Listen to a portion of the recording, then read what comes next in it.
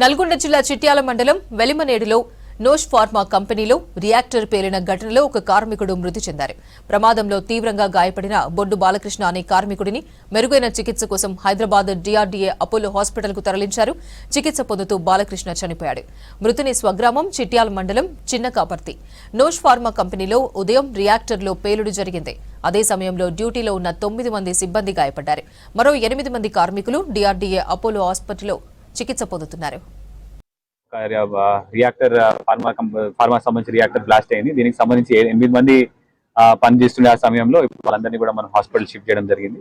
వాళ్ళందరికీ కొంతమందికి సివియర్ గా బర్న్స్ అయినాయి, కొంతమందికి 10% 20% బర్న్స్ అలా అయినాయి. వాళ్ళందరినీ కూడా మనం DRDO అపోలోకి షిఫ్ట్ చేయడం జరిగింది. ఇదే ఇన్సిడెంట్ 20 days బ్యాక్ కూడా మనకి ఇక్కడ ఒక ఫైర్ ఇన్సిడెంట్ అయింది. దాని మీద కూడా మనం లాస్ట్ టైం ఒక FIR రిజిస్టర్ చేయడం జరిగింది. We have return to concerned departments fire ఇంకా ఈ ఫ్యాక్టరీస్ డిపార్ట్మెంట్ కి రాష్ట్రం నివేదిక కోసము. దీని మీద లాస్ట్ టైం మేనేజ్మెంట్ మీద మనం FIR రిజిస్టర్ చేయడం జరిగింది. ఈసారి కూడా దీని మీద కూడా వి విల్ రిజిస్టర్ అనే FIR. ఒకవేళ జెన్యున్ గా ఏమైనా నెగ్లిజెన్స్ ఉంది, లేకపోతే ఏదైనా మిస్టేక్ అయిందా, అట్లాంటివి అయితే నెగ్లిజెన్స్ ఉంటే మాత్రం తప్పనిసరిగా చట్టపర చర్యలు మేము తీసుకోవడం జరుగుతుంది. కలెక్టర్ గారు నేను ఇప్పుడు విజిట్ చేసి కూడా అప్పటి వరకు క్లియర్ కట్ గా మనకు అర్థమయ్యేంత వరకు కూడా అన్ని ఆపరేషన్స్ అన్ని కూడా సస్పెండ్ చేయాలని చెప్పేసి కూడా కలెక్టర్ గారు అందరికి చెప్పడం జరిగింది. ఈ రియాక్టర్ కి గల కారణాల వెరిఫై చేయడానికి ఇక్కడ inspector of factories, labour department and అట్లాగే ఫైర్ డిపార్ట్మెంట్ వాళ్ళు ఆల్రెడీ వచ్చి ఉన్నారు and they are doing the investigation.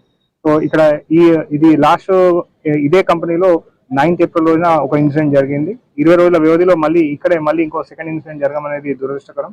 ఇక్కడ ఉన్నటువంటి పనిచేసినటువంటి ఈ వ్యక్తుల యొక్క కుటుంబాలకి వారికి సంబంధించినటువంటి అందరికీ కూడా అన్ని రకాలైనటువంటి చర్యలు తీసుకోవడం జరుగుతుంది. అండ్ యాజమాన్యం మీద కూడా తదుపరి ఇప్పుడు ఉన్నటువంటి ఆపరేషన్స్ ఏవైతే ఉన్నాయో అది పూర్తి విచారణ పూర్తయ్యేంత వరకు కూడా నిలుపుదల చేయమని చెప్పి ఆదేశించడం జరిగింది.